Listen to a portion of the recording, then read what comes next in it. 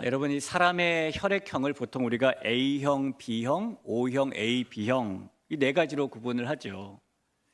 물론 이 RH 플러스와 마이너스를 구분한다면은 8가지가 되겠지만은 이 보통은 일반적으로 네 가지로 구분을 합니다. 근데 통계에 혈액형별 겉모습과 속모습에 대한 자료가 있어서 잠시 말씀을 드릴게요. 이 통계에 불과한 거니까 오해 없이 들으셨으면 좋겠어요. A형의 겉모습은 마음 씀씀이가 세심하고 배려심이 깊고 다정합니다.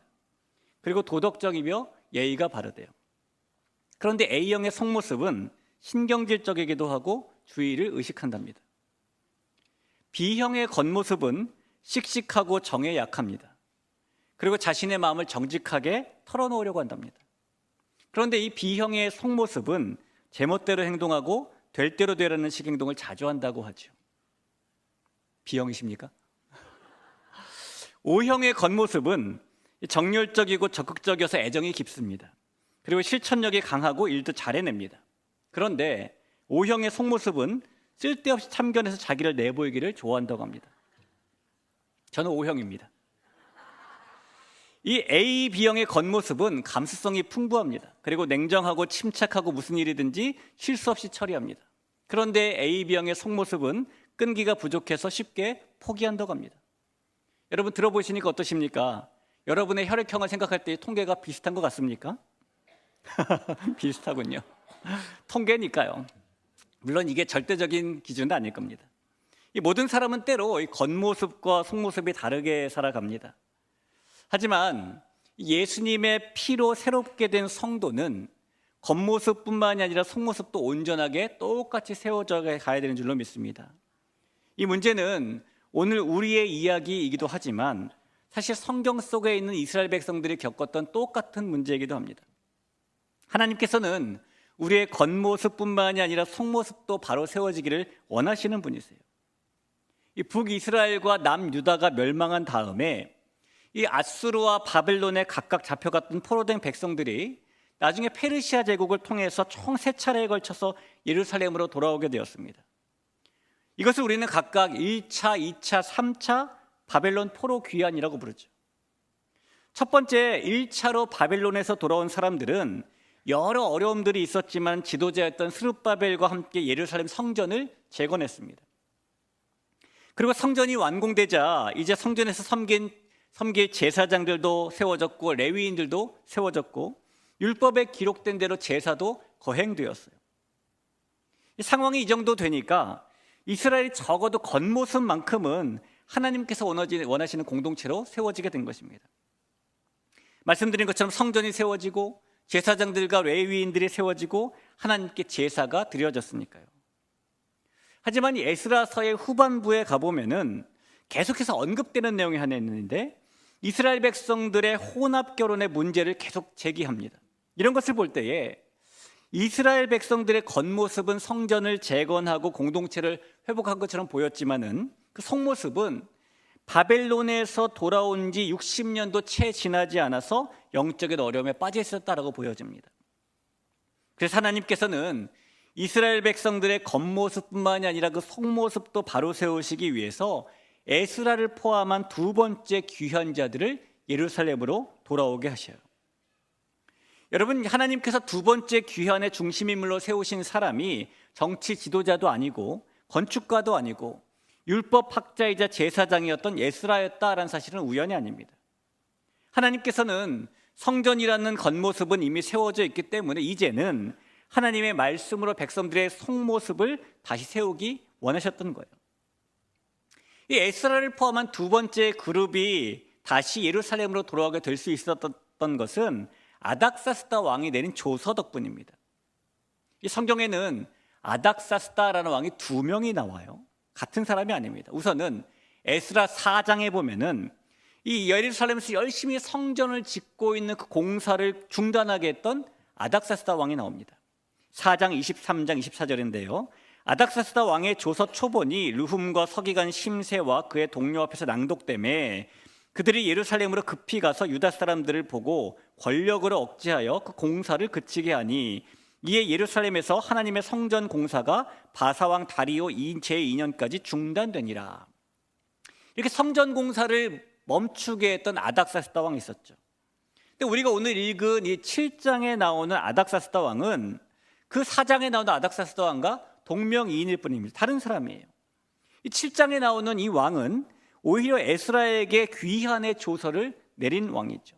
오늘 11절에 보니까 여호와의 계명의 말씀과 이스라엘에게 주신 율례학자요 학자 겸 제사장인 에스라에게 아닥사스다 왕이 내린 조서의 초본은 아래와 같으니라 라고 말하죠. 자, 이 아닥사스다 왕이 에스라에게 무슨 조서를 내렸을까요? 이 조서의 내용을 보면은 너무너무 아닥사스다 왕과 페르시아 입장에서 보기에는 충격적입니다. 13절을 볼까요? 조서를 내리오니 우리나라에 있는 이스라엘 백성과 그들 제사장과 레위 사람들 중에 예루살렘으로 올라갈 뜻이 있는 자는 누구든지 너와 함께 갈지어다. 자, 우선 유대인은 일반 백성이든 제사장이든 아니면 레위인이든 모두 자신들이 원하기만 하면 예루살렘으로 돌아가고 좋다라는 허락을 내린 겁니다. 또 14절에 보니까 너는 내 손에 있는 내 하나님의 율법을 따라 유다와 예루살렘의 형편을 살피기 위하여 왕과 일곱 자문관의 보냄을 받았나니 라고 말하죠. 그러니까 에스라에게 하나님의 율법을 따라 유다와 예루살렘의 형편을 살펴보라는 임무도 조서를 통해 주는 거예요. 또 그 이후에 15절부터 20절까지를 보면은 왕과 자문관들과 바벨론에서 내주는 은금을 예루살렘 성전에서 사용하기 위해 가져가라는 명도 담겨져 있습니다. 여러분, 이 내용은 굉장히 파격적으로 보이지 않습니까? 왜냐하면 지금 이런 조서를 내리고 있는 사람이 페르시아의 왕이기 때문이에요. 페르시아의 왕이 예루살렘 성전을 위해서 자기 내탕고를 열어서 돈을 내주고 있고, 페르시아가 보기에는 변방에 불과한 이스라엘의 하나님의 율법을 지금 언급하고 있기 때문이죠. 그래서 이 내용만 보면 마치 페르시아의 왕이 아니라 이스라엘의 왕이 내리는 조서 같아 보일 정도입니다. 그런데 그 내용의 조서를 지금 이방 왕국의 왕인 아닥사스다 왕이 내리고 있는 것이죠. 여러분, 유대인도 아닌 이방인 페르시아 사람에 불과한 아닥사스다 왕이 왜 자신과 아무런 상관없는 이스라엘 백성들을 위해서 이런 내용들의 조서를 지금 내리고 있는 것일까요? 이 페르시아 왕국을 세운 사람은 고레스, 키루스라는 왕입니다. 보통은 왕이 죽으면 그 왕자가 다음 왕이 되는 것이 당연한 이치죠. 고레스 왕이 페르시아 제국을 세우고 이제 시간이 지난 다음 죽었어요. 그래서 그 아들이 왕이 되었습니다. 왕자가 왕이 되었습니다. 자, 그 아들이 또 죽으면 또 이번엔 누가 왕이 돼야 될까요? 고레스 왕의 손자가 왕이 돼야 되겠죠. 그런데 고레스 왕의 아들이 죽은 후에는 그 손자가 이어받아 페르시아의 왕이 된 것이 아니라 먼 친척이었던 다리오라는 왕이 됩니다. 그래서 다리오 왕이나 그 뒤를 이은 아하수에로 왕이나 또 그 뒤를 이은 오늘 본문의 아닥사스다 왕은 항상 신경을 쓰고 중요하게 생각해야 될 것이 하나 있어요. 그게 뭐냐면 왕위의 정통성이라는 것입니다. 누가 이 다리오 왕에게 너 원래 고레스 왕의 가족이 아니잖아, 너는 왕자가 아니었잖아 라고 말하는 것이 너무너무 신경 쓰이는 것이죠. 오늘 본문의 아닥사스다 왕의 경우에도 너 원래 고레스 왕의 순수혈통이 아니잖아, 너의 집안은 왕의 직계가족이 아니었잖아 라고 말하는 것이 제일 신경 쓰는 것입니다. 그래서 이 다리오 왕이나 아닥사스다 왕이나 자신의 왕위의 정통성을 보여주는 것이 너무너무 중요했는데, 이 정통성을 보여주기에 가장 좋은 방법은 그 첫 번째 왕이었던 고레스 왕의 정책을 그대로 이어받는 거예요. 그러면 내가 그 사람의 정책을 이어받았으니 그 승계자다라는 걸 보여주는 것이죠. 자, 그 고레스 왕의 정책이 무엇이었습니까? 이 고레스 왕이 바벨론을 정복한 후에 고레스 칙령이라는 것을 내리죠. 이 고레스 칙령은요, 지금까지도 인류 최초의 인권 선언문으로 평가가 될 정도입니다. 그 내용이 1879년에 고고학을 통해서 발견이 되었는데, 발견된 칙령 내용에 의하면 이런 내용이에요. 모든 시민은 종교의 자유를 가질 수 있으며 노예제를 금지하며 궁궐을 짓는 모든 일꾼은 급여를 지급한다라는 내용입니다.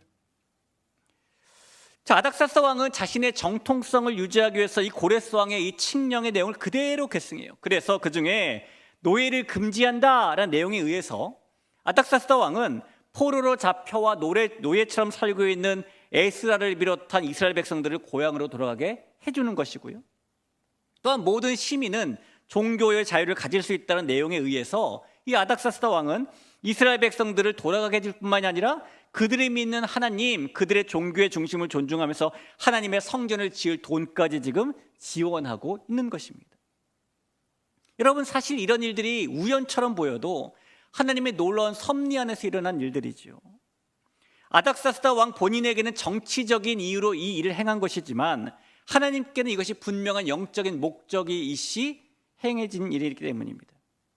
왕은 자신의 왕자리를 지키기 위해서 조서를 내렸지만 하나님께서는 무너진 이스라엘의 중심을 다시 세우시기 위해서 조서를 사용하신 것이기 때문이에요. 여러분, 하나님께서는 겉모습은 하나님 앞에 잘 보이려고 하고 있지만 속모습을 들여다보면 하나님 없이 살았던 이스라엘 백성들을 온전히 세우시기를 원하셨다는 것입니다. 이런 것을 보면 성도 여러분, 우리는 우리의 겉모습뿐만이 아니라 속모습에도 관심을 가지고 살아야 될 것 같아요. 하나님은 우리의 겉모습만이 아니라 속모습도 너무너무 중요하게 보시니까요. 겉모습은 성전이 세워져 있었고 예배가 드려지고 있었고 회복이 된 것 같았지만은 속모습은 여전히 보이는 겉모습과 다르게 피폐했고 속모습은 여전히 하나님과 다른 그 무엇에 양다리를 걸치고 있었고 그래서 여전히 우리의 속모습에는 무관심하게 하는 것이 아니라 하나님께서 우리의 속모습에 관심이 많으신 것처럼 우리도 우리 자신의 속모습에 관심을 많이 가지고 바로 세우려고 하며 살아야 된다는 것입니다. 에스라가 예루살렘에 돌아오게 된 목적은 이스라엘 백성들에게 예배를 다시 시작하게 하는 것이 아니었어요. 제대로 예배하기 위해서 그는 돌아오게 된 것입니다. 형식은 있었지만 중심이 없는 예배, 겉모습은 있었지만 속모습이 없던 예배를 하나님께서는 그냥 두고 보지 않으셨던 것이죠. 그런 면에서 우리는 하나님 앞에 서는 예배자로서 진정한 예배자, 특별히 예배의 프로페셔널이 될 필요가 있습니다. 여러분, 이 프로페셔널이라는 단어를 들으면 어떤 이미지가 떠오르십니까? 아마도 자기 분야에서 최고의 실력을 갖춘 사람, 어떤 상황에서도 흔들리지 않고 성과를 내는 사람, 이런 사람이 떠오르겠죠. 반면에 아마추어 하면 어떤 사람들이 떠올릴까요? 아마추어는 그 일을 취미로 하기 때문에 기분이 좋을 때는 아주 잘하지만 조금만 피곤하거나 상황이 여의치 않으면 금방 포기하기도 하죠. 그래서 우리가 어떤 사람이 무슨 일을 참 잘했을 때에 야, 프로네 프로, 이렇게 말을 하기도 하고요. 반대로 어떤 사람이 생각보다 그 일을 잘하지 못했을 때 아, 왜 이래 아마추어 같이? 라고 말하기도 합니다.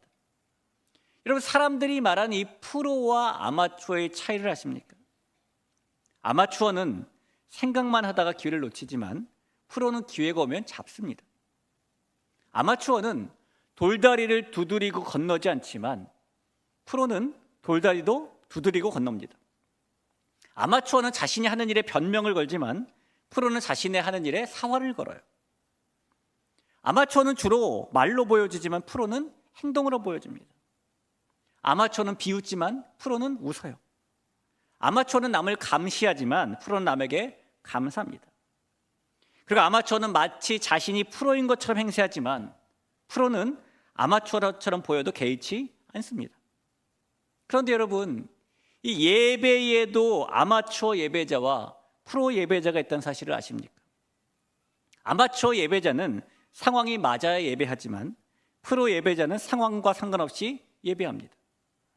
아마추어 예배자는 자신에게 집중한 예배를 드리지만 프로 예배자는 하나님께 집중한 예배를 드리죠. 아마추어 예배자는 무엇을 받을까를 고민하지만 프로 예배자는 하나님께 무엇을 드릴까를 고민합니다. 아마추어 예배자는 예배를 소비하지만 프로 예배자는 예배를 드립니다. 아마추어 예배자는 예배 중에 이것저것 평가하지만 프로 예배자는 예배 중에 하나님께 평가받습니다. 결국 프로 예배자란 겉모습을 잘 준비하는 사람이 아니라 하나님 앞에 속모습을 숨기지 않는 사람이 되는 것이죠. 성도 여러분, 우리는 이미 예배의 프로로 부름받았습니다. 성경은 우리를 왕 같은 제사장이라고 부르잖아요. 이 제사장은 예배의 아마추어가 아닙니다. 제사장은 자신의 생명을 걸고 하나님 앞에 서는 사람이기 때문에 프로 예배자예요. 여러분, 우리는 취미로 예배 드리는 사람이 아닙니다. 우리는 시간이 남아서 예배하는 사람도 아닙니다. 우리는 부르심을 받았기 때문에 예배하는 사람들입니다. 사랑하는 성도 여러분, 이 자리에 있는 우리 모두는 하나님께서 우리를 보시고 아, 왜 이리 아마추어같이? 라고 하시는 말씀 대신에 풀어야라고 말씀하시는 예배자가 될 수 있기를 간절히 소원합니다.